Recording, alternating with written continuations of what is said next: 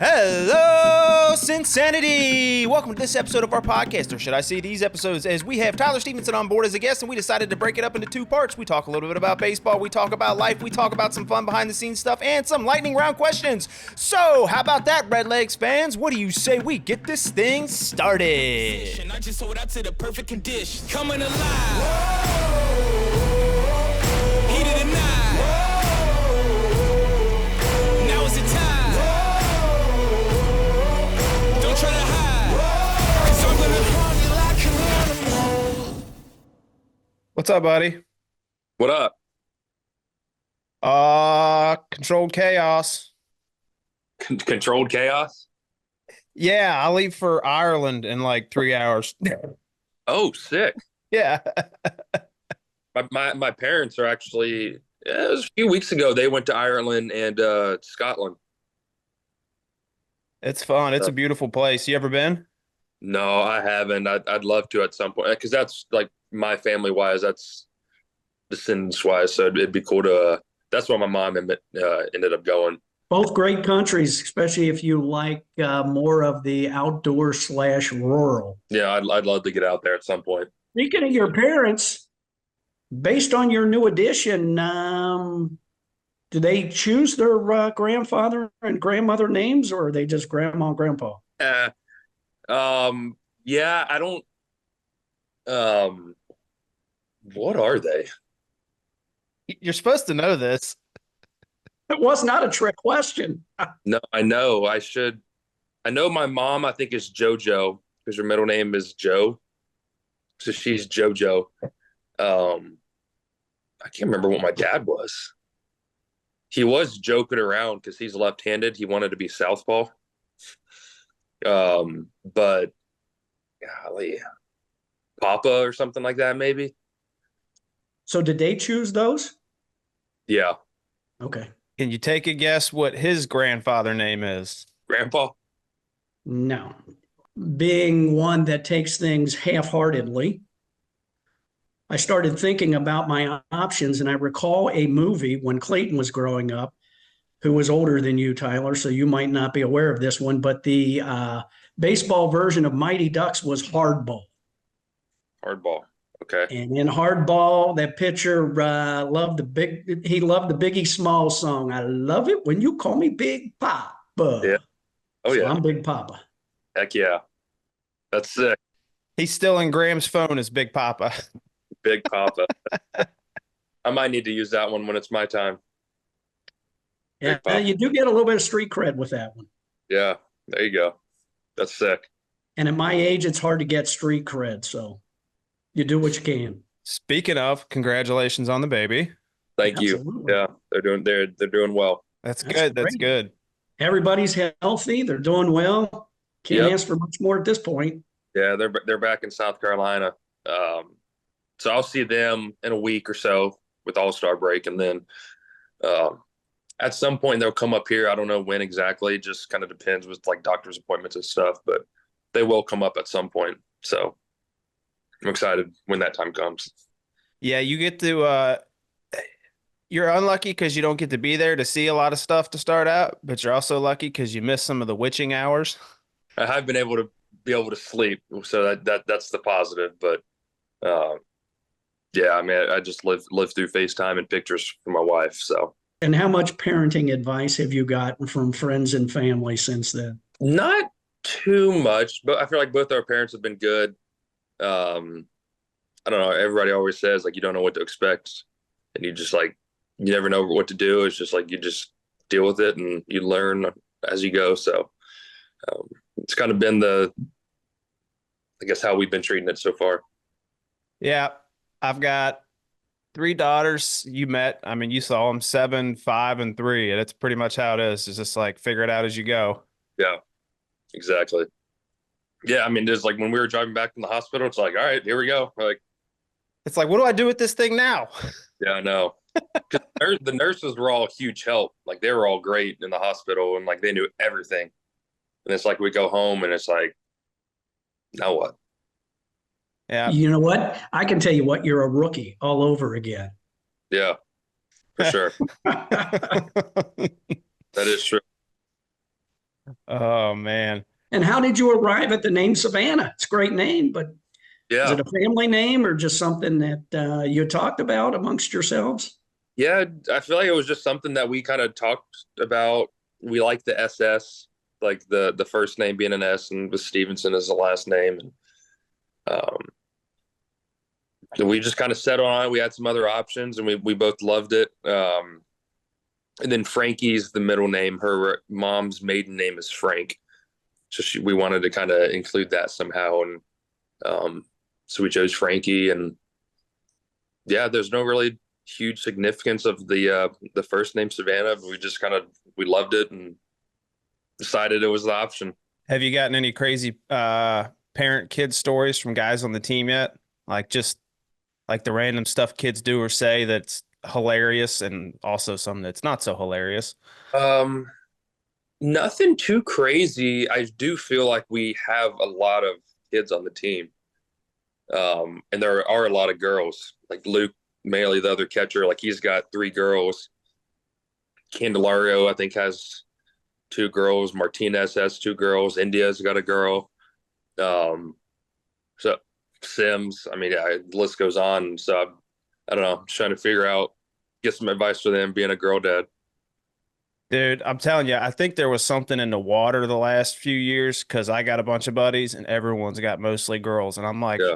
what is going on? Yeah.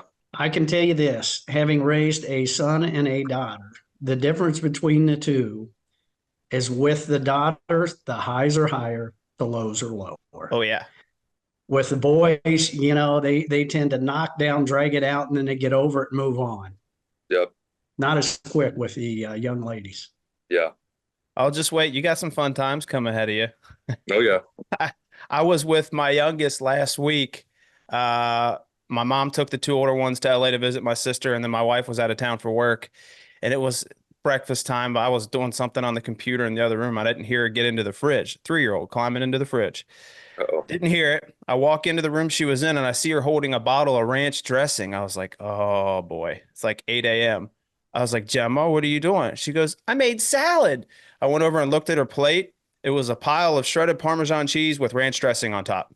Uh, I was like, yeah, that's salad without all the lettuce, I guess. yeah. That's awesome. Yeah, so you get a bunch of that stuff to look forward to. Then you can be one of the catchers that paints your fingernails. Fingernails, yep. Do that now with PitchCom, so PitchCom, we kind of fixed that problem. Yeah, you're getting off easy. How do you like PitchCom? Yeah, I like it a lot. Like it was a little weird at first, but oh man, I guess it's been 2 years or so now that we've been doing it, and I love it. It just makes things so much easier. And so we've got other guys in the outfield, like I want to say the second baseman, the shortstop, and the center fielder all have one. So I know they like it as well because they can kind of anticipate the pitch. They know what pitch is coming. So I like it a lot. And then you just don't have to worry about any like the sign stealing stuff. Like that's gone on in the past. Thankfully. Yeah. I was not aware it went beyond you and the pitcher. Yeah. So yeah, there's some other guys that wear it. And I know they like it, just like I said, the anticipation, like they know it's like, hey, a fastball's coming here. So I can kind of expect it. If he hits it, it's going to be in this general direction, and like you can hear the location. So yeah, I'm a big fan of it. Now, is it like where's the mic pack, or we'll call it the receiver pack attached? Is it in your hat? Put it in your back pocket? I got the low receiver. It goes like on my shin guard, and I'll hit the buttons, and then I've got like an earpiece. Like if you ever see it kind of like dangling, I've got it up in my mask. Yeah. And like the little receiver is like Velcroed in, and then I've got a earpiece that'll go in my ear so I can hear what it says. So, and then the pitchers, they've got it like in their hat, and then there's like a little wire that they can like hear it come out of in their hats. Oh, cool. Yeah. The only reason I ask is because obviously with me doing video production, I'm used to where we're going to put the mic this time. Yeah. So it's nice. I mean, especially, I feel like the only, I guess, issue sometimes there is if it's big crowd and it's super loud. Like sometimes you see the pitchers like kind of cover it up with their gloves so they can hear. But and also I feel like it helps with like the pace of play and speed up the game, because he can throw the pitch and I can throw it back and I can give him the sign right away. So it does make things a little bit easier and quicker. Nice. We like speeding up the game. Especially if you're taking kids to the park. Oh man, yeah, that makes it a tough one. Your wife will find out. Yeah. Yeah. Actually, I think I saw her. We saw her at the Cubs game, the rain delay at the end of May. I saw her briefly. We started at like 9 o'clock or whatever it was. It was a long. Is that as miserable for you as it is for us? It does suck, especially. I mean, we get to the field between 1 and 2 o'clock, I'd say, and then we're just sitting around and the rain delay, and then you're just sitting there in the locker room. You don't know what to do. Or like, you can't just be totally checked out, because there's always the chance like, hey, we're going to play this game, so you can't just be like checked out. So like, you got to kind of like still be moving around and just kind of be engaged. And then, whenever it's like, hey, 10 o'clock start, it's like, man, that's late. Well, and that just means it's later before you get to wind down for the night. Oh yeah, especially in Chicago too. It's like there's day games too, so it can sometimes it's like the night before a day game, there's always a rain delay, and it's like, man, we're gonna have a super late night, and then we got to turn around and wake up early the next morning and play a 1 o'clock game the next day. So that means you got to be up at 9 o'clock, and you're getting back in your room before you go to bed and trying to wind down. It's probably 2:30. So I've only been to one game where the rain delay actually turned out to be a good thing for we, the fans. The Reds were playing at the Rockies, and the rain delay went about as long as it could before they finally decided to play the game. And there was a group from Cincinnati, a group of guys, I have 5 or 6 guys. And we were sitting behind the dugout, probably about a dozen rows up. And these guys were in the section to my right, and they had been drinking during the entire rain delay. Now, at the end of the day, no expletives were said, but I mean, these guys had me laughing the entire game. They're yelling every time. I don't know why. Every time Joey Votto came up, they're yelling, "Joey, bag of donuts." And he can obviously hear him standing in the on deck circle. Yeah. And so then they got a complaint. The usher comes down and said, "We got a complaint about you guys and the things you're saying." It's like, what? And then the next thing you know, all the ushers are in their 70s. Mm-hmm. Next thing you know, these guys, one of them's down on top of the dugout doing the worm. Really? And you get 3 ushers, all 70 or older, running down trying to stop it when the other one sees it, and he decides to run down and join him. And so now you got 2 of them doing the worm across the top of the dugout, and the ushers all panic because they don't know how to stop this activity. Yep. They finally get them back in their seats. Everybody's laughing. The usher decides to sit in the row behind them, and there's to, I guess, break off the first 6 or so rows from the rest of us. There's a gate that goes across the steps going down, and the gate's closed. And some young lady decides that she's going to leverage the moment. She gets up on the gate like a stripper and starts doing a routine with her clothes on, but just to kind of prod the ushers a little more. And then these guys get all riled up again. And it was just like that the whole night. Oh, man. I've never laughed so hard at a baseball game in my entire life. Entertainment. Hey, it's not a bad thing. Yep. It's free and it was clean. Were you guys there when the kid jumped on the field in Cincy? Oh, we were not, but the guy we had on last week, we just aired the podcast over the weekend. He's family friends with that kid's family. I guess the kid's mom babysits for his daughter twice a week. So he was telling us, I guess he had, after getting tased, his bowels let loose, so he had to sit in a jail cell with brown shorts the whole night, like the whole 9 yards. That's the first time that I've really seen. I mean, it's the first time I've seen somebody get tased on the field, but there's been a few times that there's been some people that have ran on the field, but Yeah, that was a wild one. Yeah, Okay. see that for me is not as alarming because we grew up with a person named Morgana back in when the big red machine was playing in the mid 70s, and she'd run onto the field all the time. And it's like, you get annoyed because it delays the game, but at the end of the day, it just became part of what transpired. So Yeah, I don't promote it, especially if it puts anyone in potentially in harm's way. But for sure. So on that note, who on the team do you think could take that taser the best? Oh, take the taser the best.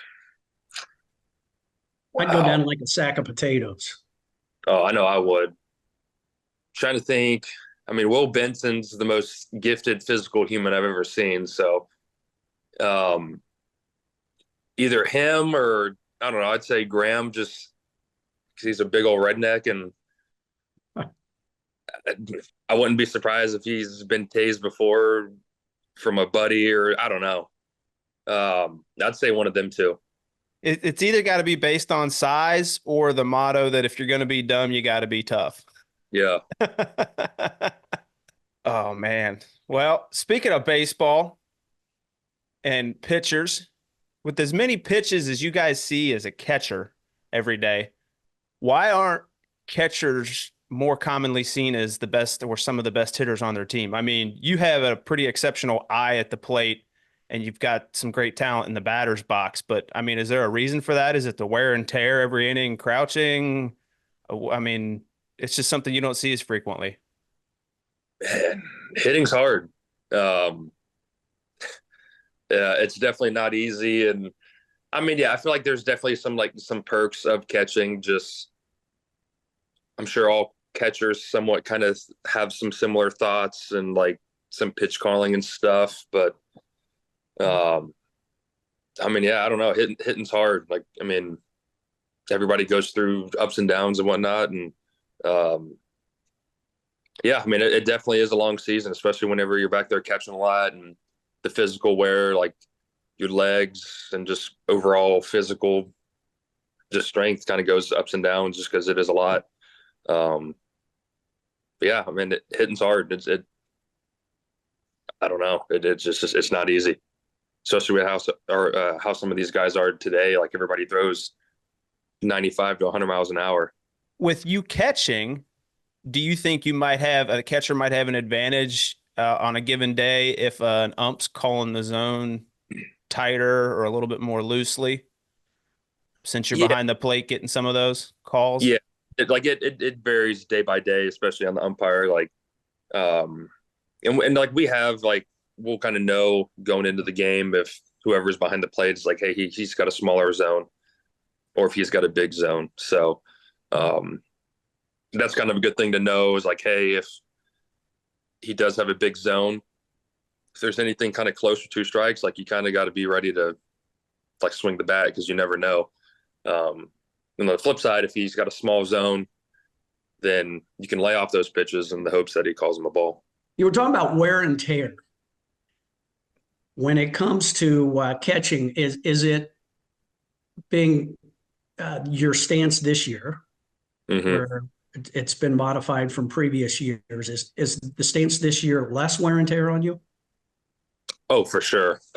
Especially like my size. Like I'm definitely one of the bigger catchers in the game. So being on a knee, I feel like definitely is less wear and tear than being in a traditional like squat. But that is more demanding. And yeah, I mean anything you kind of do to kind of preserve yourself and energy and strength, and I mean it's gonna be huge because it is a long year. It's a long season. I've had 2 knee surgeries. I do not envy your knees when your career is done. When I first got drafted, one of our trainer, I mean I was 18 at the time, and he was like, "Hey, your body is going to be like your body's your career. Like what you put in is what you're going to get out." So to hear that at 18, it's like, "Hey, I really got to take care of myself. Like if I want a successful career and want to play a long time, like there's a lot that goes into that: eating, recovery, working out, like making sure every day that I'm in a good spot and taking care of myself." So, yeah, I mean, it's huge. And feel like everybody does it because if you can take care of yourself and you can play a couple more years, like that's all you could ask for. Well, you might have answered this question, but what would Tyler of today tell a 14 or 16-year-old Tyler? Man, just keep going no matter what. There's going to be ups and downs, but you got to continue to work and overcome it. And that's the nature, the beauty of the game. And to sit back and like when Joey was with us, he's been playing for, I don't know, 16 or something years. And I caught him on the back end of his career, but just spending time with him, like to see how he worked every day and continuing to work on his craft. Like this is a guy that's a Hall of Famer. He's had an unbelievable career and he's still in there trying to get better. Like that's what it's all about, really. Yeah, he seems like a very determined individual. Yeah. Yeah, without a doubt. And to see that when he was on the back end of his career, it's like, man, this guy just is relentless with his work. And he's still doing it. Yeah, he is. Yes, he is. Ladies and gentlemen, boys and girls, thank you for joining us on this week's episode. We had a lot of fun with Tyler on part 1. Part 2 is coming next week, and it's going to be just as much fun. So until then, whatever. See y'all next week.